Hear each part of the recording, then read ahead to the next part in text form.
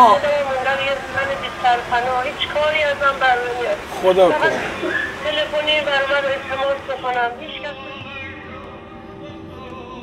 نه همه کس، چون که فرزند شیرینه با هزار بدبختی بزرگ میشه. چندها بار آمدن زحمت کشیدم، چادر من بوسیدم، بنده خدا التماس من کرد. من داغ بودم، خیلی ناراحت بودم.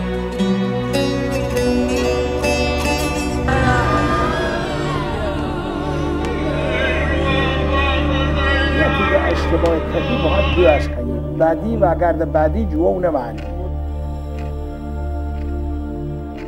قسم نده تهران الان من کی میرسم بیام تهران، الان کرمانشاه میام، کار قسم نده. از اینجا حرکت کردیم تا تبریز، با اینکه 2 روز ما را راه ندادن خانه اولیای دم.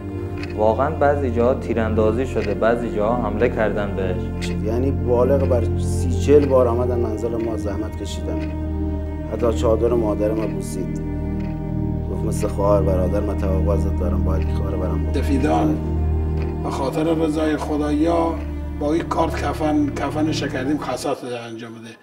مسلم